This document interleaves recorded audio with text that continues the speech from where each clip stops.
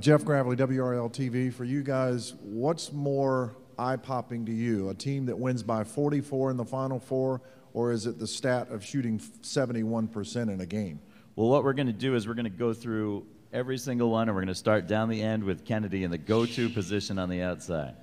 I mean, of course, it's good to see a team win by 44. I mean, it just shows their capability. But we're capable of doing those type of things. Yesterday, we was fighting for the most part of the game, and we finally pulled away. So it kind of shows our grit and toughness. Justin. I mean, I think anytime somebody beats a team by 44 points, that's kind of eye-opening. 71%. Is that what they shot yesterday? Yes. I mean, that's hard to do whenever you're shooting by yourself. So, I mean, that's eye-opening, both of them. So we got to be ready to play against a really good team. Same question for Marcus. Yeah, I agree. It's pretty surprising. You don't see that very often in the Final Four game. Probably have never seen it in the Final Four game. But they've been playing that well basically the entire tournament. You know, their margin of wins in all their games have been pretty big, except for the Kansas game. And they're a team that can really shoot the ball, so it's something that they always have the capability of doing. But we're going to hopefully guard them a little bit better. You know, 71% wouldn't be good in our game on Monday night. So we just want to try to make it tough on them, but we know that they're a great offensive team. Joel, same question? That was pretty impressive, them winning by 44 points. I just think that even though they shot 71%, I think it just goes, I mean, looking at the score, I mean, they had a great defensive game, and that's what you have to look at, you know. Like I said, they shot 71%, but the defensive end, they were able to stop them, and especially, you know, one of the best players in the country. So, as you can see, you know, they take pride in that. And a final thought from Bryce on that same topic. Oh, yeah, just like Joel said, I mean, it's definitely impressive to see a team win by 44 in the Final Four, especially since they held one of the best players in the country to 9 points. That's a season low for him. He was averaging 25 points a game. So, I mean, that's really impressive just because, I mean, they're a very good defensive team, and they do play well together. So, I mean, we just got to go out there and play the way we know how to play, and we just know it's going to be a dogfight. We're joined now by Coach Williams, so we'll take questions for Coach or any of the student athletes. The first one's going to be on the right side for Pete. Roy, this is Pete Thamel from Sports Illustrated right here. The last couple days and throughout this tournament, when you've been up on the podium, you've kind of tried to dictate what questions are asked of you. You don't want to be asked about retirement. You don't want to be asked about the NCAA scandal. I'm just curious why, as a coach, you feel like you have the right to dictate what's asked of you. Good question. I don't have a great answer. I guess just being a human being, that's all right. I mean, I've been asked 5 times since the ACC tournament at least if I was going to retire. So in today's time of social media, why in the dickens can't people get that information without feeling like they have to ask it themselves? For 2.5 years, I've been asked about the other stuff. I've answered it the same way every year. In today's times, why do I have to repeat the same thing? I don't think I at all have tried to dictate. Jimmy Boeheim dictated. He said, stop asking me that question, ask Roy. So I answered the question before anybody answered it. So I disagree with you. I don't think I dictated that. And then the question came up the first day about the NCAA stuff, and I answered the question then. So I did not dictate. And then I did say, I would hope that we're at the Final Four. It's about 4 teams of young men that should have this moment for themselves. We would have enough fire to burn this whole building down if we built all the paper that has been written about that stuff in the last 2.5 years. You know, it's not that I have a Napoleon complex. I am 5'10", okay? So I always stand right in front of Joel at every team picture, so he has to stand on his tiptoes to be seen. So I guess that I would disagree with your question. And the other thing, so what if I have the right? You guys have the right to ask me again, but this is America. I have the right to say, no, ask somebody else. And that's what Jimmy Boeheim did. So first of all, I would say to your question, I don't have a great answer, but I disagree with your question because I haven't stopped talking anytime somebody's asked me. Next question's on the right side. How'd I do, Pat? Mediocre, that's good. I like mediocre with you guys. Dana on the right side. Dana O'Neill with ESPN. Roy, you said at the ACC tournament final it had been a while since you had won anything when you won that title. How important then, and what will it mean to win a championship based on the history of this program and what the expectations always are? Dana, there are some big expectations. Somebody asked, how does it go to make this the longest stretch ever between Final Fours? And I said, well, I know North Carolina's history better, okay, because I happened to make the Final Four in '91 at Kansas, and there's a guy named Dean Smith that was there at North Carolina, and he said, God, this has been a long time. It's been 9 years. So we haven't quite been 9 years yet. But winning the ACC tournament guaranteed that my guys got a ring, and that was important to me. There's a guy to my left a little bit down there, Marcus Paige, said, guys, we've been here and we've never even won a ring. That statement was made in the preseason. That became a motivation for me. And then all of a sudden we get in the NCAA tournaments and, you have a chance to get to the Final Four. Getting to the Sweet 16 is nice, and getting to the Elite Eight is nice, really accomplishment for every school. But if you can take one more step, it's another huge accomplishment, and so I felt even better about that part of it. But I didn't have a thought process of how I was going to act after getting to the Final Four, and I really don't have a thought process of how I would act if we were to be the fortunate one to win on Monday night. But I think my guys up here are really focused on that, and they enjoy having a lot of fun. They're a bunch of wackos, and so I'm following their lead as we get this stage and see. And it's not even with Theo. It's even worse when you add Theo to these guys. But so Dana, for me, it would be a dream, a goal that we set at the start of the season, that we had a chance to be the best team. And now we're one of only 2 teams that still has a chance. So that's really important. On the left side of the aisle, Ak. Joe, go back 2 rows, then to your left. Thank you. Jim O'Connell, Associated Press. Roy, I know you hate to look ahead, but have you thought at all about what a 3rd championship would mean to you as a coach, that you join, the likes of, it's only Wooden, Krzyzewski, Rupp, Knight, and Calhoun, and that's pretty high territory. Jimmy, I've never had that thought. I really haven't. But, I'm still the guy that says, truthfully, that I wanted to be like my high school coach. And one of the greatest thrills of my life is that I've had teams now that have taken me to 8 Final Fours. And I've taken my high school coach with me to 8 Final Fours. And I have thought a lot about that. But, that's company that is off the charts. But what I'd really, really love is for these guys up here sitting on with this dais with me to get their first one. That would mean a heck of a lot more to me than any of that other stuff. All the way in the back, Mike. Roy, Mike DeCourcy, Sporting News. I wondered if you could look back to maybe '91, your first Final Four, and give me one thing that you think you're better at coaching now than you were when you were a, quote, young coach. Handling at least 2 of these guys up here without putting a contract out on them. and they know exactly which 2 I'm talking about, too. All of my they're far extremes. Say hello to Kennedy Meeks, say hello to Bryce Johnson.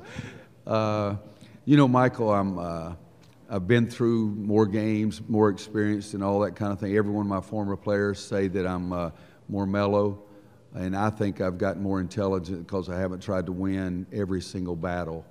I've tried to win the big battle or the war or whatever you want. It's a terrible analogy the way our world is right now, but it's something that's been used in the past. I used to want to win every little thing, and now I see some things and they do some things that I can live with. I used to, I hate to say it like this, but I think I used to coach by fear, because I'd say, okay, if we're not going to do such and such, we'd get on the end line and I would try to bury them. I'd try to make sure that we had 3 or 4 guys throw up. And then I felt like that the next day I didn't have to threaten that anymore. And that lasted for a long time. But with these guys, you can ask them. I'll say, how many, do you think we need to shoot 5 more minutes or 10 more minutes? I did get them really good, though, on Friday. I had them shaking a little bit because I said, guys, I've told you that I'm worried about our conditioning because we just haven't had a chance to practice enough. And I said, everybody on the inline, we're going to run 5 33s. You have to run 4 of them. You can take your plus points and get out of. And I mean, Joel Berry's under his breath. Why are we doing this today? You know. And then I yelled out over at Maggie. I said, Maggie, what day is this? And she said, this is April Fool's Day. And I said, I got you. Okay. Roy Williams never would have done that in 91. I would have really gotten them in 91. Let's take the next question to the left of the aisle in the back, CL. CL Brown, ESPN.com. Roy, I was wondering if you could just kind of take me through your philosophy and how you constructed the front court in terms of, you know, skills. Like a lot of the teams you guys have played have had a 4 that's kind of been more of a perimeter guy. Yeah. You know, CL, you get a chance to – I've always loved to have 2 post players because maybe it's old school. It's definitely not necessarily the way Golden State plays, and nobody loves to watch Golden State more than I do. But I always felt like at the end of the game you hope to have the other team in foul trouble, and if they were, then you wouldn't play against their best 5 players. Some of you guys, a few of you are in here when we used to have the Great 8, and Michael or Pat and you guys remember that. We played Cincinnati when I was at Canton. We could not handle Fortson. We just, a lot of other people couldn't either. But all of a sudden, he's got 4 fouls, and we're killing him. And then he gets back in a game, and he gets his 5th foul. And so I've always been one of those that felt like if we could get some of the other team's best players out of the game, that we had a better chance to win. And yet I didn't want to recruit just big, ugly, old, big guys, smelly armpits and all that stuff. I wanted to find some pretty guys who could shoot the ball too, because I like that balance of it there. And so we feel like that we have basketball players, but we do want inside players and perimeter players. Kennedy and Bryce, I think they've got a great record this year. They've taken 0 threes. Is that right? 0 threes? This is Roy Jr. right here.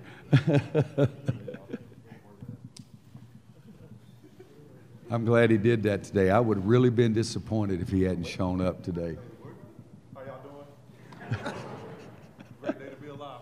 Great day to be a Tar Heel, big fella. Great. It's a wonderful day in the neighborhood. I have no idea what question I was answering. Just good balance, CL. And I think with Bryce and Kennedy, they haven't shot any threes, but the other guys do, and they try to do it inside. We'll go to the right side for Bob. Bob Ford, Philadelphia Inquirer. Pardon my voice, Roy. I'm fighting with someone. Yes, I've had the same thing. You said a few words the other day about the challenge of balancing, respecting the history and traditions of your program with not making it too much of a burden on whatever your present school is. Have you ever looked at what you guys have from the perspective of your potential opponents, because you obviously can't sneak up on nobody when you show up wearing them shirts. Mm-hmm. And on the other hand, you know, you may have a little bit of an intimidation factor sometimes, probably not at this stage. No.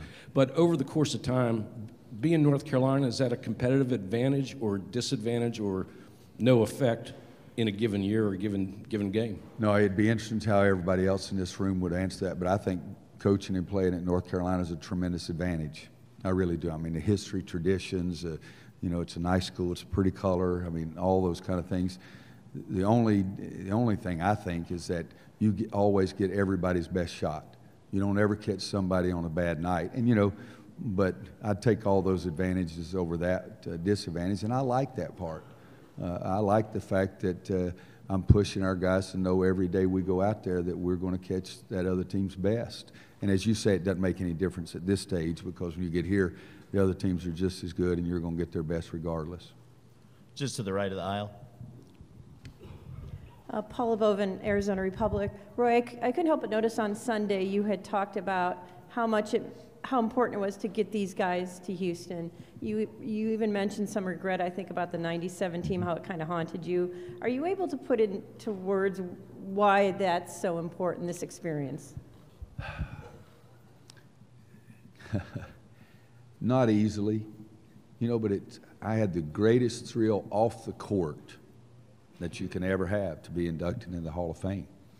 But I had that greatest void because I felt like that I had not gotten I mean, you know, a lot of guys should have been able to get Paul Pierce, Ray LaFrance, Jock Vaughn, Scott Pollard, and Jared Hass to Final Four, and I didn't do that. And, you know, I think that gives sometimes coaches get too much credit and too much blame. Everybody knows that. But I felt that way and still feel that way.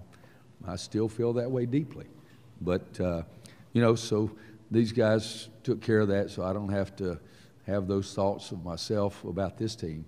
It hasn't erased the way I feel about the 97 team, because that was, we had 8 seniors, 8 guys graduated. We lost 2 games. I mean, they were 2 academic All-Americans on the first team. You couldn't be any better. We lost 1 game when the balls were deflected back between the guy's leg, and the other guy picks it up and shoots it in. But that was a wonderful, wonderful team, and I felt like that. I felt like I let them down. Toward the center, right here.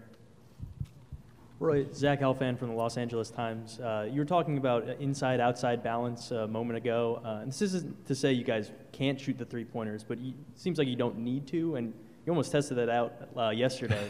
do you think you guys could win a game without making a three? I hope the heck we don't ever try. You know, I like balance. I really do. I mean, we've had some games and some teams, and you guys have the stats easier than I can because you can do all the technology stuff. But in 09, we were one of the best three-point shooting teams in the country, and we had the big rascal inside, Tyler Hansbrough, so we were hard to beat. But we had Danny Green, who set, I think, a NBA three-point record for a playoff series. We had Wayne Ellington, Ty Lawson, even Tyler Hansbrough could shoot threes. So it's not that I don't like them. I love, because that gives, again, the balance that I seek.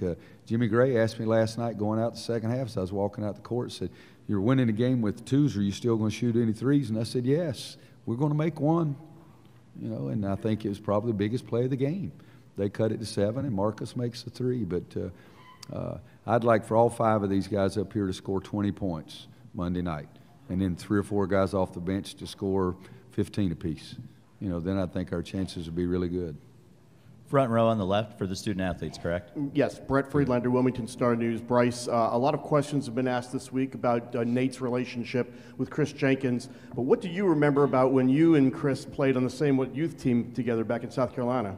Man, that was a long time ago, so it's kind of hard to remember. But, I mean, me and Chris were probably 2 of the bigger kids at that age. I think we were about 8 or 9, and we were probably the only 2 kids dunking on the lowered rims, and not the regular rim, Marcus, the lower rim. And I mean, me and Chris were good buddies back then. I mean, I can't really say much about it because I mean it was so long ago. So I mean, I do remember a little bit. Oh yeah, definitely. I mean, I talked to him all the time. I mean, he came down and stayed with Nate. I mean, I knew who Chris was. I mean, we hung out and acted like nothing has changed since we were younger. So I mean, he's still like my brother. And I mean, even though he was a little bit bigger than I was, so I mean, he's still like my older brother. At this time, we're going to thank Kennedy, Justin, Marcus, Joel, and Bryce for joining us. We're going to let them go get ready for their breakout interview sessions, which will occur between 3:20 and 3:40 down in the breakout rooms. All right. Well, I let you guys go. Good job, guys. I know. Next question for Coach Williams is on the left side, but right of the aisle. This is Powell Latimer from the Greensboro News and Record. Roy, so many of the players on this stage and on your team have developed over the course of their time there and gone through stretches where they maybe didn't play as well. What's your philosophy as trying to guide players when they maybe aren't doing as well, and how have you done it with those guys? You know, coaching is trying things, and sometimes it works and sometimes it doesn't. Kennedy went through a tough stretch, and I kept trying to give him confidence because I wanted him to be a better player.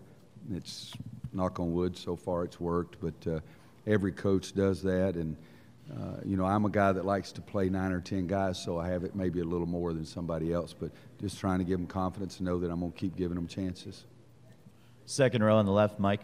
Roy Michael Presti, NCAA.com. When you won in 2009 for your second to match Dean, you said something along the line of Roy Williams and Dean Smith don't belong in the same sense. If you win tomorrow, you win 3. Do you still believe that, and if so, why? I know he was a heck of a lot better. I really believe that. I'm not, you know, sometimes I try to be humble and all this kind of stuff that people think's nice, but I don't think that I'm in the same league with Coach Smith, and I never will. Let's go to the left side of the aisle over here. I'm sorry, this is a curveball. Right there. Art Chansky, WCHL Radio. Roy, having been in this game 4 times, none of your kids have, is there something that gives you an advantage? And if so, what is that? You know, Art, I answered that one a little earlier today. If the other team had never been in any big games, and this was the biggest, and they had never, you know, I think it could possibly be a little advantage, but that's not the case. And then the other thing is, this team is so much different than, for example, the 2009 team. 2009, we walked in the locker room and Bobby Frazier says, I don't want anybody messing around. You know what this felt like last year? And it was business. There wasn't any dancing around in the locker room. There wasn't any of that silly stuff we're doing now, but this is a completely different team. But so for me, I guess the way I'd answer that question is that we're playing a very good Villanova team for a coach who's been in the Final Four before. I think that I know a little bit more about what's going on, but I don't know that I can transfer that to the court, and they're the guys that make the difference. I really believe that. I don't know that I can give them something that Jay cannot give them. To the back of the room, Pat. Pat Forty from Yahoo Sports. Roy, you said you've mellowed as a coach, but you've seemed a little bit feisty at times throughout this season and even in the postseason. I'm wondering if that's a product of being old enough that you don't care that much what the reaction is, or what? You know, Pat, I think 2 answers. One is I think I was just as feisty in the old days. You guys just didn't know it as much.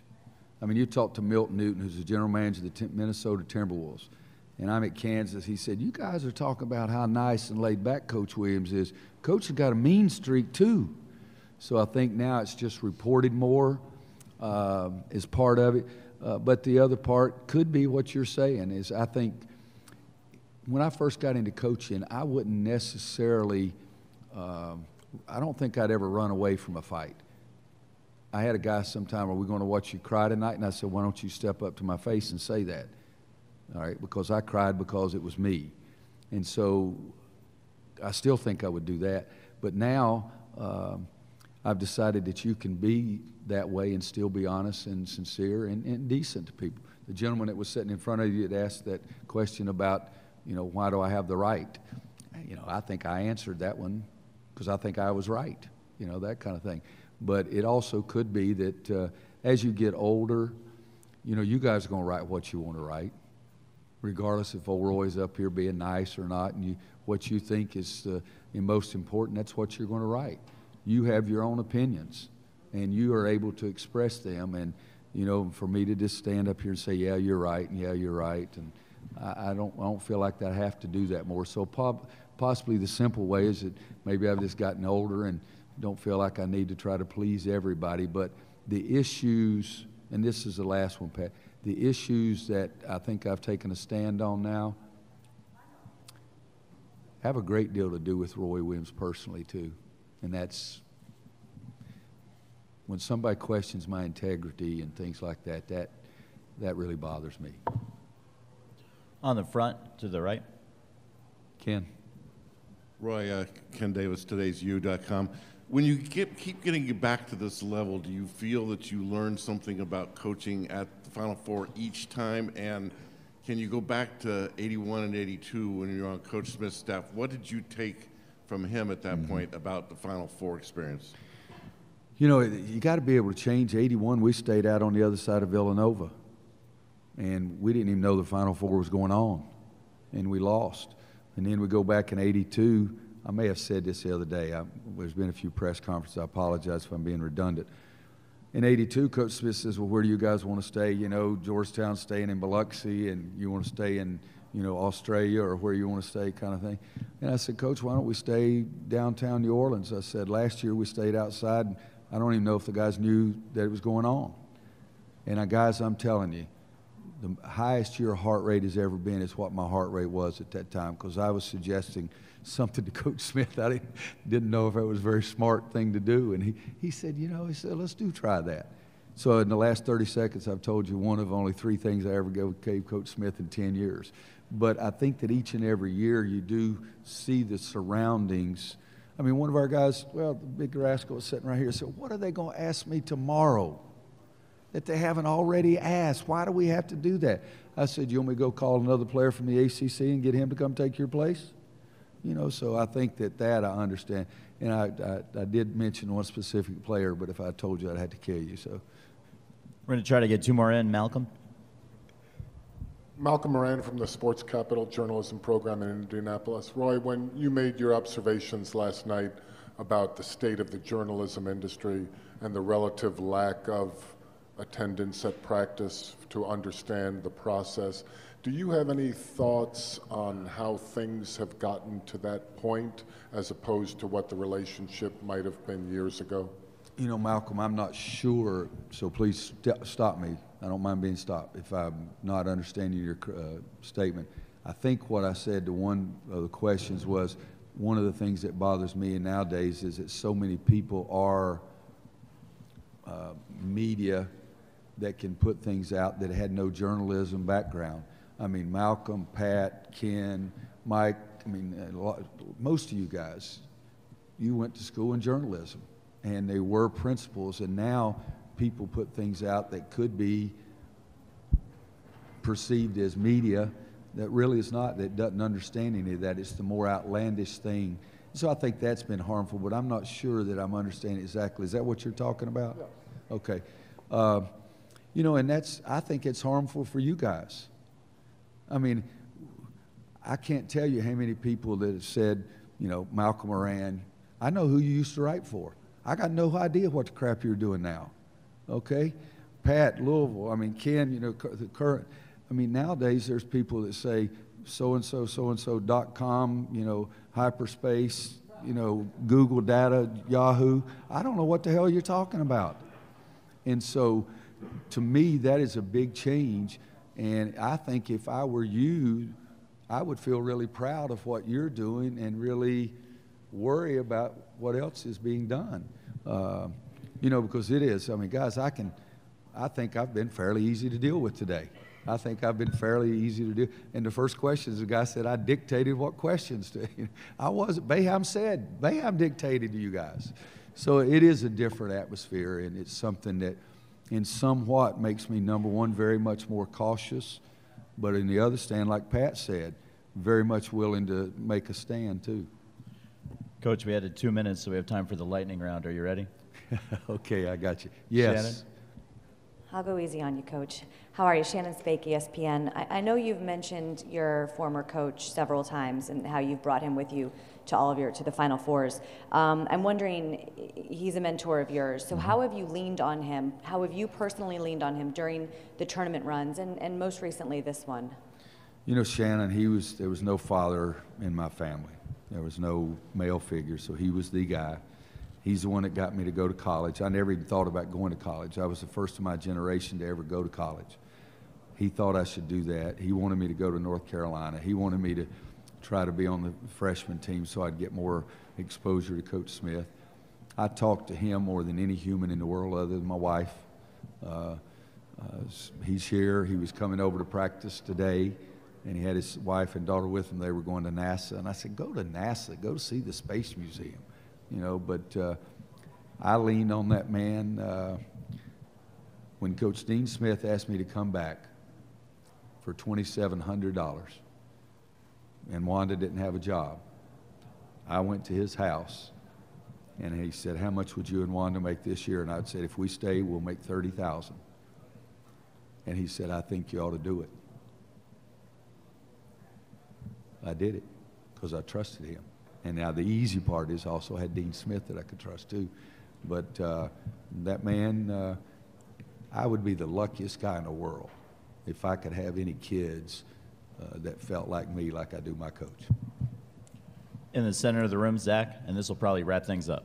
Zach Braziller, New York Post. Roy, early in the press conference, you talked about, you know, all the stuff that's been written the last 2.5 years. What impact do you think that stuff has had on this year's team? Do you think it's fueled them? And what kind of impact has it had on you? Has it motivated you to on the court and with this team? I don't think it's really had an effect on them because, you know, they were so far removed from it. But you guys, and Pat said it, and the other guy said it too. I apologize for not knowing the gentleman's name that asked me that question. Pete, you know, everybody says that I'm a little more cantankerous or whatever you want to do it, but, you know, I'm tired of it. I'd say that's the thing with me. But again, I think that the Final Four should be about those guys. There's a time and place for the other stuff, and it's been a long time, you know, I'll say that. But for me, the biggest thing is it's helped me appreciate what I'm doing. And it's helped me find a haven. It's helped me find a place where they believed and trusted what I said and didn't question everything that was ever written. So it's been a nice time for me. It really has. And again, I'm one of the fortunate ones. I'm doing exactly what I want to do, and a lot of people don't get to do that. We'd like to thank Coach Williams Thank for you, joining guys. us today.